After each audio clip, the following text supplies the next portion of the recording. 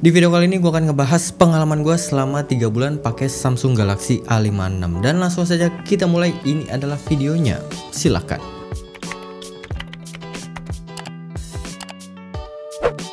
Halo semuanya, balik lagi sama gue Tio Nugroho dari channel Gadget Boy ID. Oke, jadi ini adalah Samsung Galaxy A56, HP terbaiknya Samsung di kelas mid-range. Sebelum gue bahas lebih lanjut, gue akan kasih lihat di paket pembeliannya dulu. Kalau untuk isinya kurang lebih sangat-sangat minimalis sekali ya. Ada boxnya, handphonenya, kabel charger Type-C to Type-C, terus ada buku manual, dan terakhir ada SIM ejector. Kalau untuk harganya, untuk saat ini gue pantau di beberapa toko online, kurang lebih sih masih tetap bertahan. Ada di kisaran 5 juta kecil buat yang 8/256 GB, dan 6 juta kurang dikit buat yang 12/256 GB. Sangat disayangkan untuk yang RAM 12 GB itu memorinya cuma di 256 aja, padahal harusnya di kelas segini minimal 12/512 GB.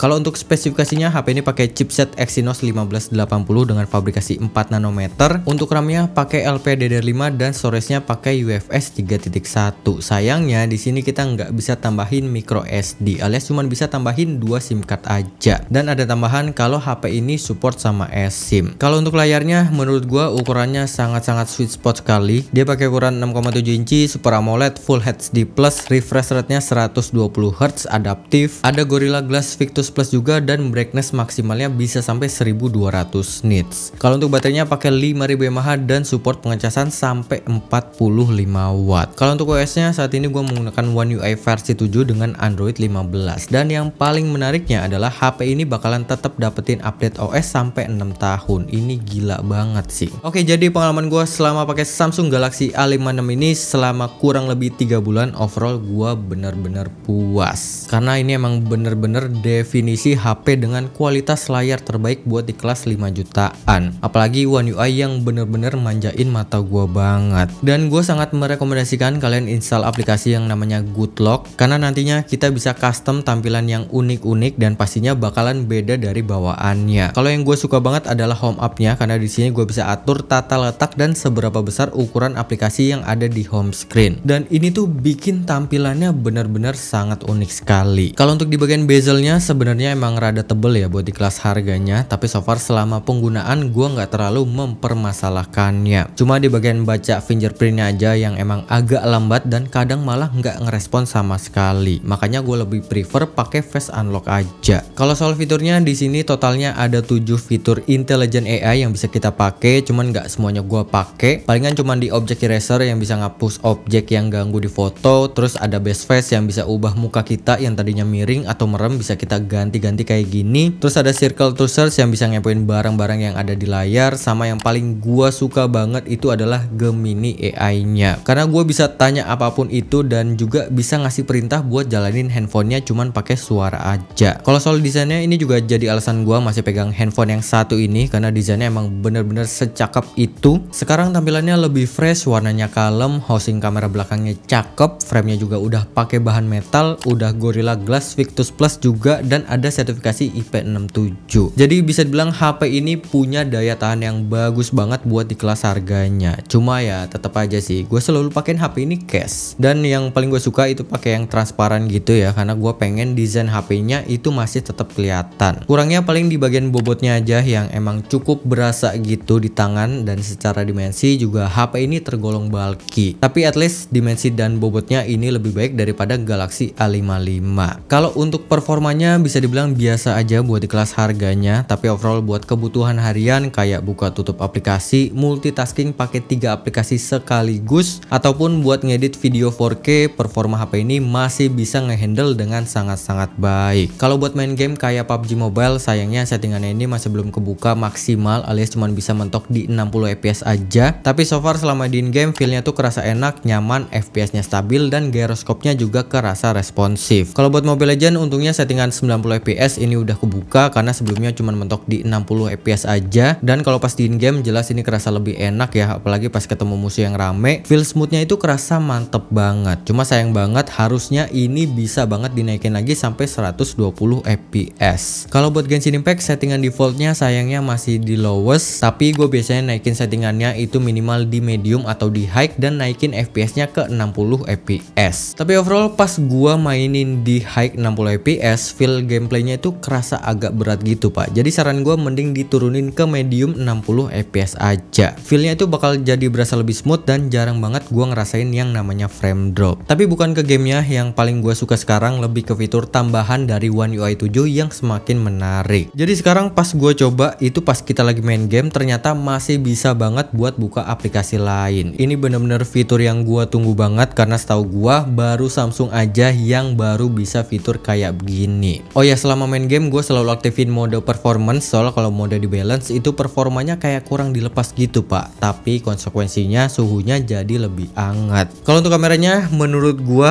agak disayangkan ya, karena mereka itu masih belum bisa ngasih lensa tele di kamera belakangnya dan malah ngasih lensa makro. Dan kalau gue pribadi selama 3 bulan ini ternyata lensa makro ini nggak pernah gue pakai. Tapi overall untuk hasil fotonya ini udah termasuk bagus buat di kelas harganya. Gue juga pernah bawa HP ini buat dipakai foto-foto pas lagi konser dan hasilnya sangat-sangat memuaskan. Cuma ya kalau buat zoom sampai jauh banget hasilnya emang kurang detail dan kurang bagus.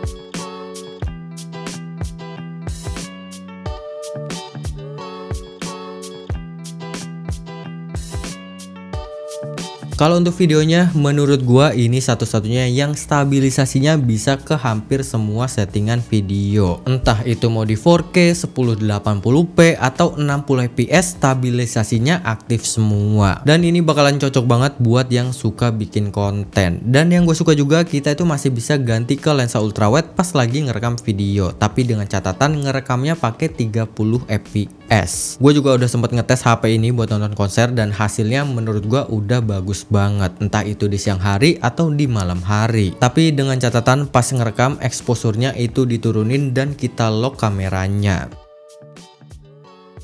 Kalau untuk baterainya overall sih ini emang bisa banget ya buat dipakai kerja selama 12 jam dan tanpa ngecas sama sekali, tapi dengan catatan kalau tanpa main game. Kalau buat streaming YouTube 30 menit kurang lebih berkurang 3%, buat scrolling TikTok 30 menit berkurang 4%, dan buat Genshin Impact 30 menit berkurang 16%. Kalau untuk ngecasnya karena di sini kita nggak dikasih casan bawaannya, jadinya gue pakai casan biasa yang selalu gue pakai. Dan pas gue tes selama ngecas dari 0 sampai 50% ini termasuk cepet juga karena gue cuman butuh waktu 22 menit doang, dan kalau sampai 100% cuman butuh 1 jam 15 menit. Oke, kesimpulannya overall Samsung Galaxy A56 ini bisa dibilang all rounded. Jadi speknya tuh rata di semua sisi. Buat kebutuhan harian ini udah enak banget, desainnya juga cakep, durability-nya mantap, layarnya enak dilihat, hasil foto dan videonya juga cakep, dan buat performanya juga udah oke banget buat kebutuhan harian ataupun buat main game. Cuma ya memang HP ini bisa dibilang bukan yang terbaik buat di kelasnya karena performanya nggak bisa dibilang ngebut banget. Dan untuk bodinya juga menurut gua masih terasa agak bulky, bezel layar depannya juga masih terbilang tebel buat di kelasnya, dan variannya nggak ada yang versi storage 512 GB. Tapi intinya buat gue pribadi HP ini udah cukup banget, dan selama 3 bulan ini gua sangat-sangat puas banget.